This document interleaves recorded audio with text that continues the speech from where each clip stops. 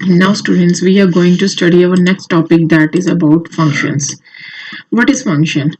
Function ਕੀ ਹੈ? Function is a named block of code. ਦੇਖੋ, ਜਦੋਂ ਆਪਾਂ ਇੱਕ ਬਲਾਕ ਆਫ ਕੋਡ ਨੂੰ ਜਾਂ ਸੈਟ ਆਫ ਸਟੇਟਮੈਂਟਸ ਨੂੰ ਕੋਈ ਨਾਮ ਦੇ ਦਿੰਦੇ ਆ, ਉਸ ਨਾਮ ਦੇ ਉਸ ਚੀਜ਼ ਨੂੰ ਆਪਾਂ ਕੀ ਬੋਲਦੇ ਆ? ਫੰਕਸ਼ਨ। ਜਦੋਂ ਵੀ ਆਪਾਂ ਫੰਕਸ਼ਨ ਬਣਾਉਂਦੇ ਆ, ਇੱਕ named block of code define ਕਰਦੇ ਆ, ਤਾਂ ਉਹ ਕਿਸ ਲਈ ਡਿਫਾਈਨ ਕਰਦੇ ਆ? ਤਾਂ ਕਿ ਉਹ ਕੋਈ ਨਾ ਕੋਈ ਟਾਸਕ ਪਰਫਾਰਮ ਕਰ ਸਕੇ for a specific task. It is a independent block ਹੈ ਜਿਹੜਾ ਆਪਣਾ ਇੱਕ ਮੋਡਿਊਲ ਲੈਵਲ ਤੇ ਕੰਮ ਕਰ ਰਿਹਾ ਤੇ ਆਪਣਾ ਇੰਡੀਵਿਜੂਅਲ ਲੈਵਲ ਤੇ ਕੰਮ ਕਰ ਰਿਹਾ without interfering other parts of the program, ਤੇ ਉਹ ਕਿਸੇ ਵੀ ਦੂਸਰੇ ਪਾਰਟ ਦੇ ਪ੍ਰੋਗਰਾਮ ਦੇ ਦੂਸਰੇ ਪਾਰਟਸ ਦੇ ਵਿੱਚ ਕੋਈ ਇੰਟਰਫੇਅਰੈਂਸ ਨਹੀਂ ਕਰ ਰਿਹਾ। ਤੇ ਇਹਦੇ ਵਿੱਚ ਜਿੰਨੀਆਂ ਵੀ ਸੈਟ ਆਫ ਸਟੇਟਮੈਂਟਸ ਆਪਾਂ ਫੰਕਸ਼ਨ ਦੇ ਵਿੱਚ ਡਿਫਾਈਨ ਕਰਦੇ ਆ, ਉਹ ਕੀ ਹੈ? ਰੀਯੂਜ਼ੇਬਲ ਕੋਡ ਹੈ, ਜਿਹਨੂੰ ਆਪਾਂ ਜਦੋਂ ਚਾਹੀਏ ਆਪਣੇ ਪ੍ਰੋਗਰਾਮ ਦੇ ਵਿੱਚ ਯੂਜ਼ ਕਰ ਸਕਦੇ ਆ ਐਨੀਵੇਅਰ ਇਨ ਅ ਪ੍ਰੋਗਰਾਮ। ਹੁਣ ਦੇਖੋ, ਰੀਯੂਜ਼ੇਬਿਲਟੀ ਨਾਲ ਇਹਦਾ ਕੀ ਫਾਇਦਾ ਹੋਏਗਾ? ਤੁਸੀਂ ਇੱਕ ਵਾਰੀ ਤੁਹਾਨੂੰ ਕੋਈ 3-4 ਸਟੇਟਮੈਂਟਸ ਹੈ, ਤੁਹਾਨੂੰ ਆਪਣੇ ਪ੍ਰੋਗਰਾਮ 20 ਟਾਈਮਸ ਚਾਹੀਦੀ ਹੈ, ਤੁਸੀਂ ਉਹਨਾਂ ਨੂੰ ਅਦਰਵਾਈਜ਼ 20 ਟਾਈਮਸ ਡਿਫਾਈਨ ਕਰੋਗੇ। ਜੇ ਤੁਸੀਂ ਉਹਨੂੰ 20 ਟਾਈਮਸ ਡਿਫਾਈਨ ਕਰੋਗੇ, ਉਨਾ ਹੀ ਉਹ ਸਪੇਸ ਲੈਣਗੇ, ਉਨਾ ਹੀ ਕੋਡ ਜਿਹੜਾ ਐਕਸਪੈਂਡ ਹੋ ਜਾਏਗਾ। ਲੇਕਿਨ ਜੇ ਆਪਣੇ ਕੋਲ ਫੰਕਸ਼ਨ ਹੈ ਤਾਂ ਉਹ ਜਿਹੜਾ ਕੋਡ ਹੈ ਇੱਕੋ ਵਾਰੀ ਡਿਫਾਈਨ ਕਰਨਾ, ਤੇ ਜਿੰਨੀ ਵਾਰੀ ਆਪਾਂ ਨੂੰ ਜ਼ਰੂਰਤ ਹੈ ਉਹਨੂੰ ਪ੍ਰੋਗਰਾਮ 'ਚ ਆਪਾਂ ਰੀਯੂਜ਼ ਕਰ ਸਕਦੇ ਹਾਂ। ਉਸ ਤੋਂ ਬਾਅਦ ਆ ਜਾਂਦਾ ਤੇ ਜਿਹੜੀ ਫੰਕਸ਼ਨ ਹੈ ਹਮੇਸ਼ਾ ਕਿਹੜੀ ਅਪਰੋਚ ਫੋਲੋ ਕਰਦੇ ਆ? ਮੋਡੂਲਰ ਕੋਡ। ਉਹ ਜਿੰਨੀ ਆਪਣੀ ਵੱਡੀ ਪ੍ਰੋਬਲਮ ਹੈ ਉਹਨੂੰ ਸਮਾਲ ਐਂਡ ਮੈਨੇਜੇਬਲ ਫੰਕਸ਼ਨਸ ਦੇ ਵਿੱਚ, ਛੋਟੇ ਛੋਟੇ ਮੋਡਿਊਲਸ ਦੇ ਵਿੱਚ, ਛੋਟੇ ਛੋਟੇ ਸਬ ਪਾਰਟਸ ਦੇ ਵਿੱਚ ਡਿਵਾਈਡ ਕਰ ਲੈਂਦਾ, ਤੇ ਇਸ ਪ੍ਰੋਸੈਸ ਨੂੰ ਆਪਾਂ ਕੀ ਬੋਲਦੇ ਆ? Modularity. In programming a function is required due to the following reasons. ਹੁਣ ਆਪਾਂ ਨੂੰ ਕਹਿੰਦੇ ਫੰਕਸ਼ਨ ਕਿਉਂ ਚਾਹੀਦੇ ਆ? ਆਪਾਂ ਪਹਿਲੇ ਪਿੱਛੇ ਸਾਰੇ ਡਿਸਕਸ ਕਰ ਲਏ, ਹੁਣ ਇਹਨਾਂ ਨੂੰ ਫੇਰ ਇੱਕ ਵਾਰੀ ਦੇਖ ਲੈਂਦੇ ਆ। Most important reason to use function is to make program handling easier. ਆਪਾਂ ਨੂੰ ਪ੍ਰੋਗਰਾਮ ਹੈਂਡਲ ਕਰਨਾ ਈਜ਼ੀ ਹੋ ਜਾਂਦਾ, ਕਿਉਂਕਿ ਦੇਖੋ ਸਾਰਾ ਪ੍ਰੋਗਰਾਮ ਮੋਡਿਊਲਸ ਦੇ ਵਿੱਚ, ਛੋਟੇ ਛੋਟੇ ਸਬ ਪਾਰਟਸ ਦੇ ਵਿੱਚ ਡਿਵਾਈਡ ਹੋ ਜਾਂਦਾ ਹੈ, ਤੇ ਜਦੋਂ ਉਸ ਸਬ ਪਾਰਟਸ ਦੇ ਵਿੱਚ ਡਿਵਾਈਡ ਹੋ ਜਾਂਦਾ ਤਾਂ ਉਹਨੂੰ ਹੈਂਡਲ ਕਰਨਾ ਈਜ਼ੀ ਹੋ ਜਾਂਦਾ ਹੈ। ਦੂਸਰਾ ਕੀ ਹੈ? ਰੀਯੂਜ਼ੇਬਿਲਟੀ, ਜਿਹੜਾ ਤੁਹਾਨੂੰ ਹੁਣੇ ਹੀ ਦੱਸਿਆ ਸੀ। ਇੱਕ ਵਾਰੀ ਆਪਾਂ ਕੋਡ ਨੂੰ ਡਿਫਾਈਨ ਕਰ ਲਿਆ, ਉਹਨੂੰ ਜਿੰਨੀ ਮਰਜ਼ੀ ਵਾਰੀ ਚਾਹੀਏ ਆਪਾਂ ਆਪਦੇ ਪ੍ਰੋਗਰਾਮ ਦੇ ਵਿੱਚ ਰੀਯੂਜ਼ ਕਰ ਸਕਦੇ ਹਾਂ। ਉਸ ਤੋਂ ਬਾਅਦ ਆ ਜਾਂਦਾ ਹੈ function can be really useful for when making large program. ਜਦੋਂ ਬਹੁਤ ਸਾਰਾ ਵੱਡਾ ਪ੍ਰੋਗਰਾਮ ਹੈ, ਉਹ ਵੱਡੀ ਪ੍ਰੋਬਲਮ ਨੂੰ ਸਮਝਣਾ ਮੁਸ਼ਕਿਲ ਹੁੰਦਾ ਹੈ, ਤੇ ਉਹਦੇ ਨਾਲੋਂ ਬੈਟਰ ਕੀ ਹੁੰਦਾ ਨਾ, ਆਪਾਂ ਛੋਟੇ ਛੋਟੇ ਸੈਗਮੈਂਟਸ ਦੇ ਵਿੱਚ ਉਹਨੂੰ ਡੀਕੰਪੋਜ਼ ਕਰ ਦਈਏ, ਡਿਵਾਈਡ ਕਰ ਦਈਏ, ਤਾਂ ਕਿ ਉਹਨੂੰ ਸਮਝਣਾ ਈਜ਼ੀ ਹੋ ਜਾਏ, ਉਹਨੂੰ ਮੇਨਟੇਨ ਕਰਨਾ ਈਜ਼ੀ ਹੋ ਜਾਏ, ਤੇ ਪਲੱਸ ਉਹਨੂੰ ਡੀਬਗ ਕਰਨਾ, ਉਹਦੇ ਚੋਂ ਐਰਰਸ ਫਾਈਂਡ ਆਊਟ ਕਰਨੀਆਂ ਵੀ ਈਜ਼ੀ ਹੋ ਜਾਣ। ਨੈਕਸਟ ਕੀ ਹੈ? Function reduces the overall size of the program. ਦੇਖੋ, ਜੇ ਹੁਣ ਆਪਣੇ ਕੋਲ ਫੰਕਸ਼ਨ ਨਹੀਂ ਹੈ, ਤੁਹਾਨੂੰ ਹੁਣੇ ਹੀ ਦੱਸਿਆ ਸੀ ਕਿ ਕੁਝ ਸੈਟ ਆਫ ਸਟੇਟਮੈਂਟਸ ਹੈ, ਤੁਹਾਨੂੰ ਉਹਦੇ ਪ੍ਰੋਗਰਾਮ 'ਚ 20 ਟਾਈਮਸ ਚਾਹੀਦੀਆਂ, ਤਾਂ ਉਹ ਕੋ 20 ਟਾਈਮ ਲਿਖੋਗੇ ਤਾਂ ਪ੍ਰੋਗਰਾਮ ਜਿਹੜਾ ਤੁਹਾਡਾ ਬਹੁਤ ਜ਼ਿਆਦਾ ਐਕਸਪੈਂਡ ਕਰ ਜਾਏਗਾ, ਬਹੁਤ ਵੱਡਾ ਹੋ ਜਾਏਗਾ।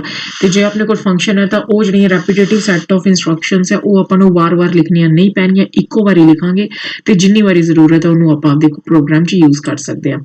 ਡੀਬਗਿੰਗ ਹੈ ਜਿਹੜੀ, ਉਹ ਈਜ਼ੀਅਰ ਹੋ ਜਾਂਦੀ ਹੈ, ਕਿਉਂਕਿ ਆਪਾਂ ਨੂੰ ਪਤਾ ਹੈ ਕਿਹੜੇ ਮੋਡਿਊਲ ਦੇ ਵਿੱਚ ਚੈੱਕ ਕਰਨਾ ਹੈ, ਕਿਹੜੀ ਜਗ੍ਹਾ ਪ੍ਰੋਬਲਮ ਹੈ, ਤੇ ਉਹਦੇ ਵਿੱਚੋਂ ਐਰਰਸ ਨੂੰ ਰਿਮੂਵ ਕਰਨਾ ਈਜ਼ੀ ਹੋ ਜਾਂਦਾ ਹੈ। ਤੇ ਜਿਹੜਾ ਆਪਾਂ ਫੰਕਸ਼ਨ ਇੱਕ ਵਾਰੀ ਬਣਾਇਆ, ਉਹਨੂੰ ਜਿੰਨੀ ਮਰਜ਼ੀ ਪ੍ਰੋਗਰਾਮਸ ਉਹਨੂੰ ਯੂਜ਼ ਕਰ ਸਕਦੇ ਆ, ਸ਼ੇਅਰਿੰਗ ਹੋ ਸਕਦੀ ਹੈ। ਤੇ ਫੰਕਸ਼ਨ ਇੱਕ ਸਪੋਰਟ ਕਰਦਾ concept of portability, that function written on one system can be executed on other system. ਕਿਉਂਕਿ ਜਿਹੜਾ ਫੰਕਸ਼ਨ ਹੈ ਰੀਯੂਜ਼ੇਬਲ ਹੈ, ਤੇ ਉਹਨੂੰ ਸ਼ੇਅਰਿੰਗ ਹੋ ਸਕਦੀ ਹੈ, ਤੇ ਉਹ ਜਿਹੜਾ ਪ੍ਰੋਗਰਾਮ ਹੈ ਫੰਕਸ਼ਨਸ ਆ ਪੋਰਟੇਬਲ ਹੁੰਦੇ ਆ, ਉਹਨੂੰ ਆਪਾਂ ਇੱਕ ਸਿਸਟਮ ਤੋਂ ਦੂਸਰੇ ਸਿਸਟਮ ਤੇ ਲਿਜਾ ਕੇ ਐਗਜ਼ੀਕਿਊਟ ਕਰ ਸਕਦੇ ਹਾਂ।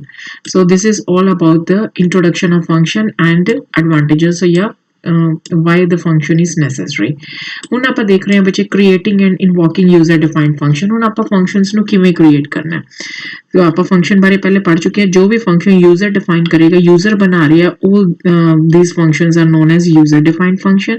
ਤੇ ਇਹਨਾਂ ਦਾ ਸਿੰਟੈਕਸ ਕੀ ਹੈ? ਸਭ ਤੋਂ ਪਹਿਲਾਂ ਫੰਕਸ਼ਨ ਇੱਕ ਕੀਵਰਡ ਆ, ਆਪਾਂ ਉਹਦੇ ਨਾਲ ਡਿਫਾਈਨ ਕਰਾਂਗੇ, ਫਿਰ ਫੰਕਸ਼ਨ ਦਾ ਨਾਮ, ਜੋ ਆਪਾਂ ਫੰਕਸ਼ਨ ਬਣਾ ਰਹੇ ਹਾਂ ਉਹਦਾ ਫੰਕਸ਼ਨ ਦਾ ਨਾਮ ਕੀ ਹੈ, ਤੇ ਕੋਡ ਟੂ ਬੀ ਐਗਜ਼ੀਕਿਊਟਡ ਇਹਦੇ ਵਿੱਚ ਆਪਾਂ ਡਿਫਾਈਨ ਕਰਾਂਗੇ।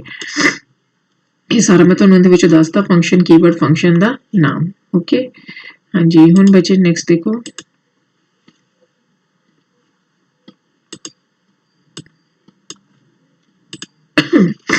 ਉਸ ਤੋਂ ਬਾਅਦ ਆ ਰਿਹਾ ਬੱਚੇ ਨੈਕਸਟ ਇੱਕ ਐਗਜ਼ਾਮਪਲ ਦੇ ਨਾਲ ਫੰਕਸ਼ਨ ਨੂੰ ਐਕਸਪਲੇਨ ਕੀਤਾ।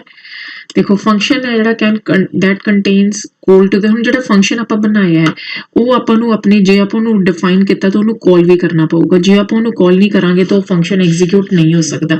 ਇਸ ਕਰਕੇ ਜੇ ਫੰਕਸ਼ਨ ਨੂੰ ਐਗਜ਼ੀਕਿਊਟ ਕਰਨਾ ਹੈ ਤਾਂ ਜਿਹੜੀ ਬਾਡੀ ਉਹਨੂੰ ਕਾਲ ਕਰਦੀ ਹੈ ਉਹਨੂੰ ਆਪਾਂ ਕੀ ਬੋਲਦੇ ਹਾਂ? Calling function. ਤੇ ਜਿਹੜਾ ਫੰਕਸ਼ਨ ਆਪਾਂ ਸੈਟ ਆਫ ਸਟੇਟਮੈਂਟਸ ਨਾਲ ਡਿਫਾਈਨ ਕੀਤਾ, ਜਿਹੜਾ ਫੰਕਸ਼ਨ ਕਾਲਿੰਗ ਫੰਕਸ਼ਨ ਕਾਲ ਕਰਦਾ ਹੈ, ਉਹਨੂੰ ਆਪਾਂ ਕੀ ਬੋਲਦੇ ਹਾਂ? ਆਪਣਾ ਕੋਲਡ ਫੰਕਸ਼ਨ। हाँ जी, देखो हुण इहदे विच एक सिंपल एग्जांपल नाल कंसैप्ट नूं एक्सप्लेन कीता है। HTML हैडर टाइटल उवें बॉडी PHP स्टार्ट हो गई जिहदे विच आपां एक फंक्शन बनाया। फंक्शन दे अगे कीवर्ड लग गया फंक्शन, फंक्शन दा नाम की रखिया मैसेज ते फंक्शन दे नाल एंगुलर ब्रैकेट्स इंडिकेट करदे कि ये फंक्शन है।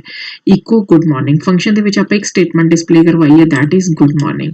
हुण आपां जदों फंक्शन नूं कॉल करना है आपां सीधा कोई रिटर्न टाइप नहीं कुछ नहीं फंक्शन दा नाम दैट इज मैसेज ਉਹਦੇ ਨਾਲ braces semicolon ਫਿਰ ਆਪਾਂ PHP ਬੰਦ body 1 ਜਦੋਂ ਹੁਣ ਆ ਚੀਜ਼ ਚੱਲੀ ਮੈਸੇਜ ਫੰਕਸ਼ਨ ਕਾਲ ਹੋਇਆ ਕੰਟਰੋਲ ਕਿੱਥੇ ਚਲਾ ਗਿਆ ਉਹਦੀ ਡੈਫੀਨੇਸ਼ਨ ਤੇ ਉੱਥੇ ਜਾ ਕੇ ਕੀ ਡਿਸਪਲੇ ਕਰਵਾਤਾ ਗੁੱਡ ਮਾਰਨਿੰਗ ਸਕਰੀਨ ਤੇ ਡਿਸਪਲੇ ਹੋ ਗਿਆ ਇਹ ਸੀ ਬੱਚੇ ਇੱਕ ਫੰਕਸ਼ਨ ਦੀ ਇੰਟਰੋਡਕਸ਼ਨ ਤੇ ਉਹਦੀ ਇੱਕ ਸਿੰਪਲ ਐਗਜ਼ਾਮਪਲ ਹੁਣ ਇਸ ਤੋਂ ਬਾਅਦ ਆਪਾਂ ਨੈਕਸਟ ਕਲਾਸ ਚ ਨੈਕਸਟ ਟੌਪਿਕ ਕਰਨ ਲੱਗੇ ਹਾਂ ਥੈਂਕ ਯੂ ਬੇਟਾ